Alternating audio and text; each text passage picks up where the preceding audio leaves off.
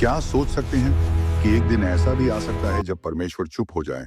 न कोई जवाब, न कोई चेतावनी, बस एक खामोशी जो अंदर तक हिला दे। और सबसे डरावनी बात यह है, जब परमेश्वर किसी इंसान को छोड़ते हैं तो वो हमेशा दर्द के साथ नहीं होता। कभी कभी वो छोड़ना आपको वही दे देना होता है जो आप खुद चाहते थे। जरा सोचिए, अगर आज परमेश्वर आपको आपकी ही इच्छाओं के हवाले कर दें तो क्या बचेगा? अगर आप इस अंत तक बने रहे तो आप समझ पाएंगे कि परमेश्वर कब छोड़ते हैं, क्यों छोड़ते हैं, और सबसे जरूरी, क्या अभी भी वापसी का रास्ता है या नहीं। बस आपसे एक निवेदन है कि अगर आप वीडियो पूरा देखने वाले हैं तो कमेंट में आमीन जरूर लिखें। अब यहाँ एक गहरा सवाल उठता है, क्या परमेश्वर सच में छोड़ देते हैं, या हम खुद उस जगह पहुंच जाते हैं जहां वो हमें रोकना बंद कर देते हैं? इब्रानियों 13:5 में लिखा है, मैं तुझे कभी ना छोड़ूंगा न त्यागूंगा। लेकिन फिर रोमियो 1:24 कहता है, इस कारण परमेश्वर ने उन्हें उनके मन की अभिलाषाओं के हवाले कर दिया। एक तरफ वादा, दूसरी तरफ छोड़ देना। क्या ये विरोधाभास है या कोई गहरा रहस्य?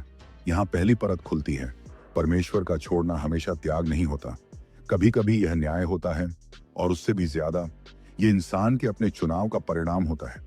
जरा सोचिए, अगर कोई बार बार परमेश्वर की आवाज को अनदेखा करे तो क्या परमेश्वर उसे जबरदस्ती रोकेंगे, या एक समय के बाद उसे वही करने देंगे जो वो करना चाहता है? अब इस सच्चाई को समझने के लिए हमें शुरुआत में जाना होगा। उत्पत्ति 3, वहीं अदन की वाटिका। परमेश्वर ने सब कुछ दिया, कोई कमी नहीं, एक ही आदेश, इस पेड़ का फल मत खाना। परमेश्वर की योजना क्या थी? संगति, निकटता, एक जीवित रिश्ता। लेकिन शैतान की चाल देखिए। क्या सच में परमेश्वर ने कहा? बस एक सवाल और सच्चाई पर शक शुरू। अब यहां ध्यान दीजिए, शैतान ने जबरदस्ती नहीं की, उसने बस इंसान के अंदर इच्छा को जगाया। मनुष्य की कमजोरी क्या थी? परमेश्वर जैसा बनने की लालसा, अपने तरीके से। और फिर उन्होंने खाया। अब यहां सबसे खतरनाक मोड़ आता है। परमेश्वर ने उन्हें उसी क्षण नष्ट नहीं किया, उन्होंने उन्हें उसी रास्ते पर जाने दिया जो उन्होंने चुना। जरा सोचिए, छोड़ना हमेशा यह नहीं होता कि परमेश्वर दूर चले गए।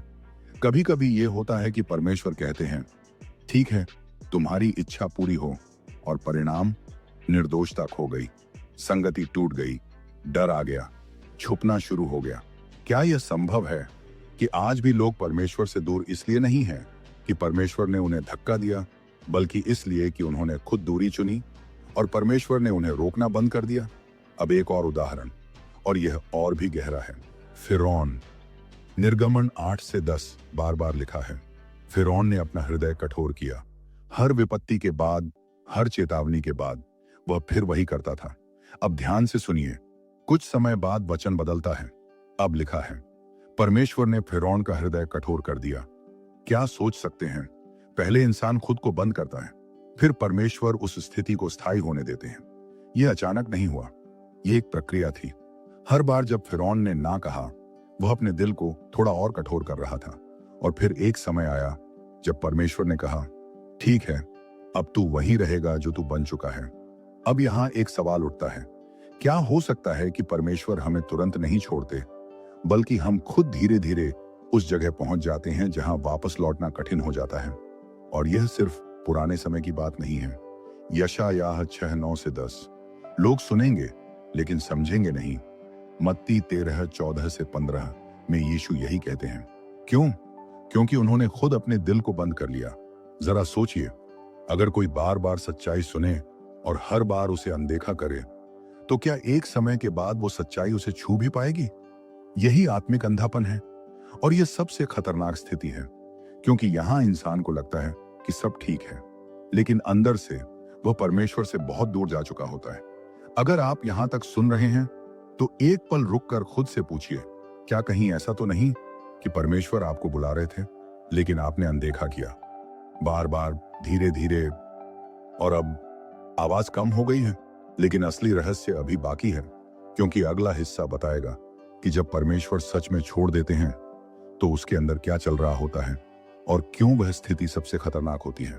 अब एक गहरी सांस लेकर सोचिए, अगर परमेश्वर किसी इंसान को छोड़ देते हैं तो वह पल कैसा होता होगा? क्या आसमान से कोई आवाज आती है? क्या दिल तुरंत टूट जाता है? या फिर सब कुछ सामान्य ही दिखता है लेकिन अंदर कुछ बहुत गहरा बदल चुका होता है? यही सबसे खतरनाक बात है।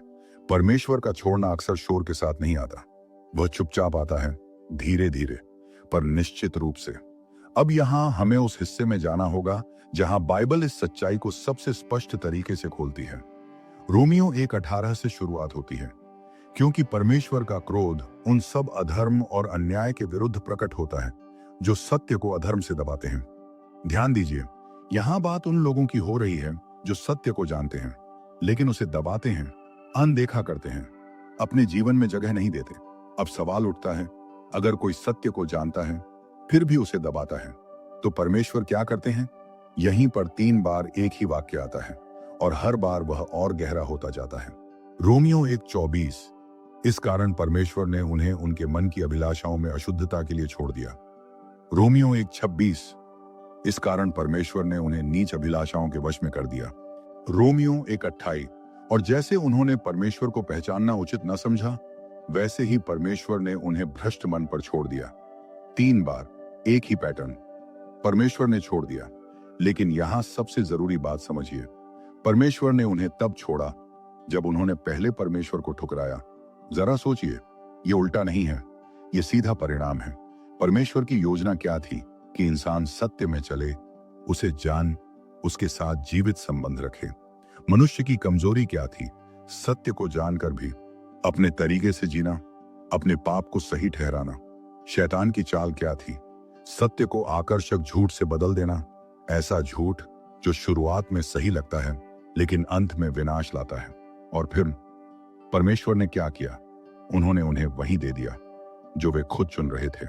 अब यहां एक सवाल उठता है, क्या सबसे बड़ा न्याय यही है कि परमेश्वर हमें वही दे दें जो हम चाहते हैं? जरा सोचिए, अगर कोई व्यक्ति बार बार कहे मुझे परमेश्वर नहीं चाहिए, मैं अपने तरीके से जीना चाहता हूं, तो क्या परमेश्वर उसे हमेशा मजबूर करेंगे या एक समय के बाद वह कहेंगे ठीक है, जैसा तू चाहता है यही है, छोड़ देना? यह कोई अचानक फैसला नहीं, ये एक प्रक्रिया है, एक लंबी यात्रा जहां इंसान खुद उस दिशा में चलता है और परमेश्वर उसे रोकना धीरे धीरे बंद कर देते हैं। अब इसे और गहराई से समझने के लिए हमें एक व्यक्ति के जीवन में झांकना होगा। शाऊल, 1 शमूएल 15। परमेश्वर ने उसे एक स्पष्ट आदेश दिया, अमालेकियों को पूरी तरह नष्ट करना था। लेकिन शाऊल ने क्या किया? उसने आधा माना, आधा नहीं। उसने सबसे अच्छे पशु बचा लिए और राजा को भी जीवित रखा। अब यहां एक बहुत खतरनाक सोच दिखती है। शाऊल कहता है, मैंने यह बलिदान के लिए किया। जरा सोचिए, पाप को धार्मिक रूप देना, यह शैतान की सबसे चालाक चालों में से एक है। परमेश्वर की योजना क्या थी? पूरी आज्ञाकारिता। मनुष्य की कमजोरी क्या थी? लोगों को खुश करना, खुद को सही ठहराना। शैतान की चाल क्या थी? थोड़ा सा समझौता, कोई बड़ी बात नहीं।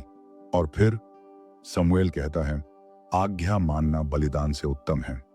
यह सिर्फ एक गलती नहीं थी, यह एक पैटर्न था। बार बार अवज्ञा, बार बार बहाना। और फिर 1 शमूएल 16:14, यहोवा की आत्मा शाऊल से हट गई। अब यहां रुकिए, यह बहुत भारी वाक्य है। परमेश्वर की आत्मा जो उसे मार्गदर्शन देती थी, जो उसे शक्ति देती थी, वह हट गई। और फिर क्या हुआ? एक दुष्ट आत्मा उसे सताने लगी। जरा सोचिए, जब परमेश्वर की उपस्थिति हटती है तो खाली जगह खाली नहीं रहती, कुछ और उसे भर देता है। अब यहां एक सवाल उठता है, क्या हो सकता है कि कुछ लोग आज भी बाहर से सफल दिखते हैं लेकिन अंदर से खाली हैं, बेचैन हैं, क्योंकि परमेश्वर की उपस्थिति अब वहां नहीं है? और सबसे खतरनाक बात, उन्हें खुद इसका एहसास भी नहीं होता। शाऊल ने राजा होना नहीं छोड़ा, वह अभी भी सिंहासन पर बैठा था, लेकिन परमेश्वर उसके साथ नहीं थे। क्या सोच सकते हैं? बाहर से सब ठीक, अंदर से सब खत्म, लेकिन असली रहस्य अभी बाकी है। अब हम एक और व्यक्ति की ओर चलते हैं जो और भी करीब था और उसका पतन और भी गहरा था। यहूदा इस्करियोती। वह सिर्फ कोई आम व्यक्ति नहीं था, वह यीशु के साथ चलता था, वह चमत्कार देखता था, वह वचन सुनता था। लेकिन यूहन्ना 12:6 हमें एक झलक देता है। वह पैसे में बेईमानी करता था, छोटे छोटे समझौते। अब यहां ध्यान दीजिए, उसने अचानक यीशु को धोखा नहीं दिया, यह धीरे धीरे शुरू हुआ। छोटे पाप, छोटे झूठ, छोटी बेईमानी। और फिर एक दिन यूहन्ना 13:27। शैतान उसमें प्रवेश कर गया। अब यहां सबसे खतरनाक मोड़ आता है। वह व्यक्ति जो यीशु के साथ था अब शैतान के नियंत्रण में था। जरा सोचिए, क्या यह एक पल में हुआ? नहीं, यह एक प्रक्रिया थी। हर बार जब उसने पाप को अनदेखा किया, हर बार जब उसने पश्चाताप नहीं किया, वह एक कदम और दूर चला गया। और फिर एक समय आया जब उसका दिल पूरी तरह कठोर हो गया। अब यहां एक सवाल उठता है, क्या परमेश्वर ने उसे छोड़ दिया या उसने खुद उस जगह को चुना जहां परमेश्वर नहीं थे? और यही बात हमें एक और चेतावनी तक ले जाती है। नीति वचन 1:24 से 28। मैंने पुकारा, तुमने नहीं सुना, मैंने हाथ बढ़ाया, किसी ने ध्यान नहीं दिया। और फिर जब तुम पुकारोगे, मैं उत्तर न दूंगा। जरा सोचिए, ये कितनी भारी सच्चाई है। परमेश्वर पुकारते हैं बार बार, लेकिन अगर इंसान लगातार अनदेखा करता है तो एक समय आता है जब परमेश्वर भी चुप हो जाते हैं। अब यहां एक बहुत गहरा सवाल उठता है, क्या यह चुप्पी ही सबसे बड़ा न्याय है? कोई चेतावनी नहीं, कोई खींचाव नहीं, बस इंसान अपने रास्ते पर और उसे लगता है सब ठीक है, लेकिन असल में वह सबसे खतरनाक स्थिति में है। अब एक पल रुकिए और खुद से पूछिए, क्या कभी ऐसा हुआ है जब आपने कुछ गलत किया और अंदर से एक आवाज आई, ये सही नहीं है, और फिर आपने उसे अनदेखा कर दिया? फिर अगली बार आवाज थोड़ी धीमी हुई, फिर और धीमी, और अब शायद वह आवाज लगभग सुनाई ही नहीं देती। क्या यह संभव है कि यह वही प्रक्रिया है जहां परमेश्वर धीरे धीरे हमें हमारे ही चुनावों के हवाले कर रहे हैं? लेकिन अगर आप यहां तक सुन रहे हैं, अगर आपके अंदर अभी भी यह सवाल उठ रहा है, अगर आपको अभी भी यह चुभन महसूस हो रही है, तो यह एक संकेत है, सब कुछ खत्म नहीं हुआ है। क्योंकि जब परमेश्वर सच में पूरी तरह छोड़ देते हैं तो इंसान सवाल करना भी बंद कर देता है। लेकिन असली रहस्य अभी बाकी है, क्योंकि अगला हिस्सा हमें उस सीमा तक ले जाएगा जहां दिल इतना कठोर हो जाता है कि वापसी लगभग असंभव लगने लगती है। और वही सबसे खतरनाक जगह है। अब जरा रुकिए और खुद से एक ईमानदार सवाल पूछिए, क्या ऐसा भी हो सकता है कि इंसान एक ऐसी जगह पहुंच जाए जहां से लौटना लगभग असंभव हो जाए? सुनने में डर लगता है, लेकिन बाइबल इस सच्चाई को छुपाती नहीं। वह साफ साफ बताती है, चेतावनी देती है, झकझोरती है। और सबसे खतरनाक बात यह है, यह अचानक नहीं होता, यह धीरे धीरे होता है। इतना धीरे कि इंसान को खुद भी पता नहीं चलता कि वह कहां पहुंच गया है। अब यहां हमें उस सीमा को समझना होगा जिसे पार करने के बाद दिल इतना कठोर हो जाता है कि सच्चाई भी असर नहीं करती। मत्ती 12:31 से 32 यीशु कहते हैं, हर पाप और निंदा मनुष्य को क्षमा की जाएगी, परंतु पवित्र आत्मा के विरुद्ध निंदा क्षमा नहीं की जाएगी। अब यहां एक गहरा सवाल उठता है, यह कौन सा पाप है जो क्षमा नहीं होता? क्या यह एक बार की गलती है? क्या यह कोई अचानक बोला गया शब्द है? नहीं, यह उससे कहीं ज्यादा गहरा है। यह एक ऐसी स्थिति है जहां इंसान बार बार सत्य को देखता है, समझता है, फिर भी उसे ठुकराता है, और अंत में उसे शैतान का काम कहता है। जरा सोचिए, जब यीशु ने चमत्कार किए, लोगों को चंगा किया, तो फरीसियों ने क्या कहा? यह तो दुष्ट आत्माओं के प्रधान के द्वारा करता है। यानी पवित्र आत्मा का काम उसे शैतान का काम घोषित कर दिया गया। यह केवल शब्द नहीं थे, यह एक दिल की स्थिति थी। परमेश्वर की योजना क्या थी? सत्य को प्रकट करना, लोगों को जीवन देना। मनुष्य की कमजोरी क्या थी? अहंकार, अपनी धार्मिकता पर घमंड, सत्य को स्वीकार न करना क्योंकि वह उनके नियंत्रण को तोड़ देता। शैतान की चाल क्या थी? सत्य को उल्टा दिखाना, प्रकाश को अंधकार कहना और अंधकार को प्रकाश। और परिणाम, दिल इतना कठोर कि वह अब प्रकाश को पहचान ही नहीं सकता। अब यहां सबसे खतरनाक मोड़ आता है। यह पाप इसलिए क्षमा नहीं होता क्योंकि इंसान उस एकमात्र स्रोत को ही ठुकरा चुका है जो उसे क्षमा दे सकता है। जरा सोचिए, अगर कोई व्यक्ति दवा को ही जहर कह दे तो वह कभी ठीक कैसे होगा? अब एक और गहरी चेतावनी, इब्रानियों 6:4-6 यहां लिखा है, जो लोग एक बार प्रकाशित हुए, स्वर्गीय वरदान का स्वाद चखा, पवित्र आत्मा के भागी हुए और फिर गिर गए, उनका फिर से नया होना कठिन है। अब यहां एक सवाल उठता है, क्या इसका मतलब है कि परमेश्वर माफ नहीं करना चाहते? नहीं, यहां समस्या परमेश्वर की इच्छा नहीं, इंसान की स्थिति है। जरा सोचिए, ये उन लोगों की बात है जिन्होंने सच्चाई को गहराई से अनुभव किया, सिर्फ सुना नहीं, जिया भी। फिर भी उन्होंने उसे ठुकरा दिया। अब यहां ध्यान दीजिए, जब कोई व्यक्ति उस स्तर की सच्चाई को ठुकराता है तो उसका दिल किस हद तक कठोर हो चुका होगा। यह केवल गिरना नहीं है, यह जानबूझकर मुड़ जाना है। और फिर लिखा है, वे परमेश्वर के पुत्र को फिर से क्रूस पर चढ़ाते हैं, यानी वे उसी उद्धार को अस्वीकार कर रहे हैं जो उन्हें बचा सकता है। अब यहां एक गहरा सवाल उठता है, अगर कोई व्यक्ति उस दरवाजे को ही बंद कर दे जो उसे बाहर निकाल सकता है, तो वह बाहर कैसे आएगा? यही कारण है कि वापसी कठिन हो जाती है। असंभव इसलिए नहीं, बल्कि इसलिए कि वह व्यक्ति लौटना ही नहीं चाहता। अब यहां एक और चेतावनी आती है, और यह और भी सीधी है। इब्रानियों 10:26-27, यदि हम सत्य का ज्ञान प्राप्त करने के बाद भी जानबूझकर पाप करते रहें तो पापों के लिए फिर कोई बलिदान नहीं बचता। जरा सोचिए, यह उन लोगों के लिए है जो जानते हैं, समझते हैं, फिर भी कहते हैं कोई फर्क नहीं पड़ता। अब यहां सबसे खतरनाक बात क्या है? यह खुला विद्रोह नहीं, यह आदत बन चुका पाप है। धीरे धीरे, बार बार, बिना पछतावे के। परमेश्वर की योजना क्या थी कि सत्य जानने के बाद जीवन बदले, पवित्रता आए। मनुष्य की कमजोरी क्या है? आराम, पुरानी आदतें, बस एक बार और। शैतान की चाल क्या है? तो बाद में बदल जाएगा, अभी कोई बड़ी बात नहीं। और परिणाम, दिल इतना सुन्न हो जाता है कि पाप अब पाप लगता ही नहीं। अब जरा सोचिए, अगर किसी को दर्द ही महसूस ना हो तो क्या वह खतरे को पहचान पाएगा? यही आत्मिक सुन्नता है। इफिसियों 4:18-19, वे अपनी समझ में अंधकारमय हो गए और अपनी कठोरता के कारण परमेश्वर के जीवन से अलग हो गए। वे संवेदनहीन हो गए।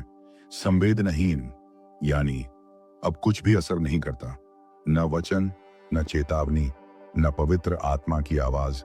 सब कुछ सुना जाता है लेकिन कुछ भी अंदर नहीं जाता। अब यहां एक सवाल उठता है, क्या यह स्थिति एक दिन में आती है? नहीं, ये छोटे छोटे कदमों से आती है।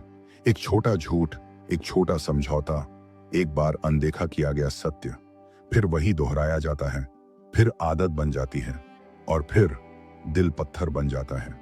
अब यहां सबसे खतरनाक मोड़ आता है, जब इंसान उस जगह पहुंच जाता है जहां उसे अपनी हालत का एहसास ही नहीं रहता।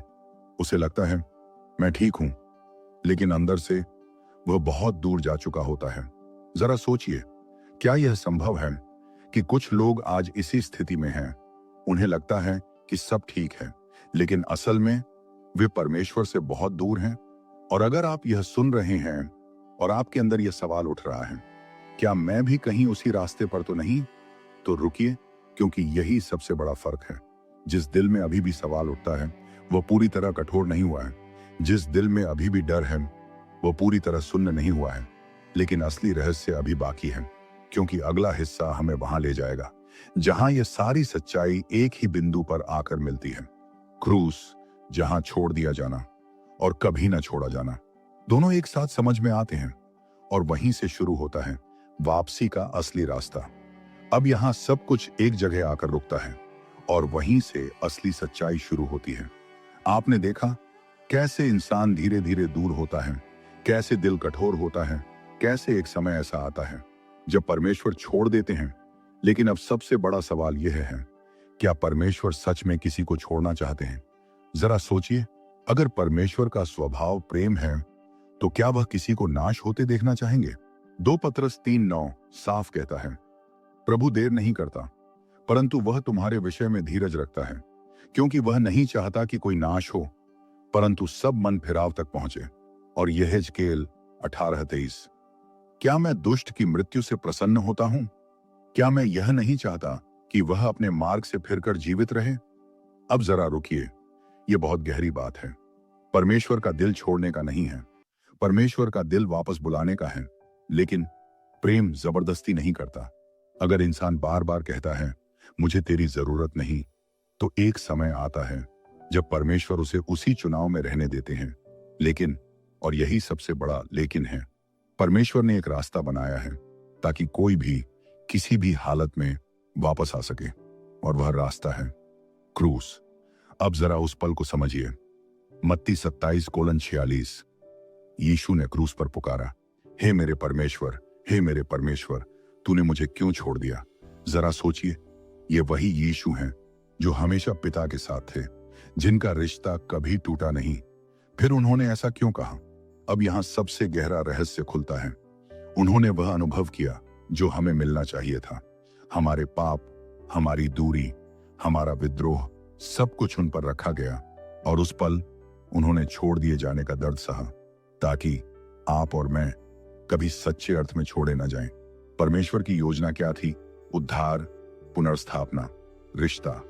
मनुष्य की कमजोरी क्या थी? पाप, खुद का रास्ता चुनना।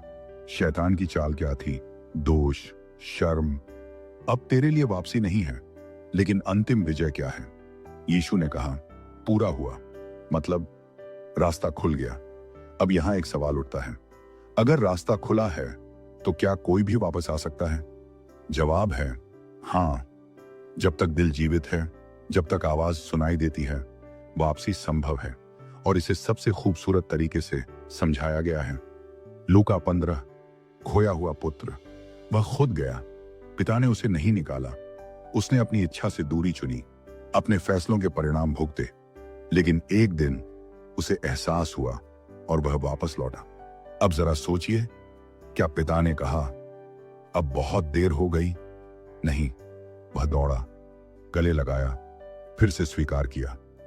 यह है परमेश्वर का दिल। अब यहां एक सवाल उठता है, क्या आप भी कहीं अंदर से दूर हो चुके हैं, लेकिन बाहर से सब ठीक दिखता है? क्या आपने भी धीरे धीरे कुछ आवाजों को अनदेखा किया है? क्या कुछ आदतें, कुछ समझौते आपको उस जगह ले जा रहे हैं जहां दिल कठोर हो रहा है? अगर हां, तो यह समय है रुकने का, क्योंकि 2 कुरिन्थियों 13:5 कहता है, अपने आप को परखो कि तुम विश्वास में हो या नहीं। और इब्रानियों 3:15, आज यदि तुम उसकी आवाज सुनो तो अपने दिल को कठोर न करो। ध्यान दीजिए, आज, कल नहीं, अभी। अब सबसे जरूरी बात, आपको क्या करना चाहिए? पहला, ईमानदारी से खुद को देखो। कोई बहाना नहीं, कोई छुपाव नहीं। जहां आप खड़े हैं उसे स्वीकार करो। दूसरा, पश्चाताप करो, सिर्फ शब्दों से नहीं, दिल से, दिशा बदलने के फैसले के साथ। 1 यूहन्ना 1:9, यदि हम अपने पापों को मान लें तो वह विश्वास योग्य और धर्मी है कि हमें क्षमा करें। तीसरा, वापस आओ, चाहे कितनी भी दूर चले गए हों, रास्ता अभी भी खुला है। चौथा, उन चीजों को काटो जो आपको बार बार उसी दिशा में ले जा रही हैं। और पांचवा, हर दिन परमेश्वर के साथ रिश्ता बनाओ, सिर्फ धर्म नहीं, जीवित संबंध। अब जरा एक आखिरी सवाल, अगर आज परमेश्वर आपको पुकार रहे हैं तो क्या आप सुनेंगे या फिर एक बार और अनदेखा करेंगे? क्योंकि सच्चाई यही है, जब तक आप सुन सकते हैं तब तक आपको छोड़ा नहीं गया है। यूहन्ना 10:28, कोई उन्हें मेरे हाथ से छीन नहीं सकता। डर हो सकता है, लेकिन निराशा नहीं। अगर आप अभी महसूस कर रहे हैं, अगर आपके अंदर कुछ हिल रहा है, तो यह सबूत है परमेश्वर अभी भी आपको बुला रहे हैं। अब फैसला आपका है, वापस आना है या उसी रास्ते पर चलते रहना है। लेकिन याद रखिए, आज ही वह दिन है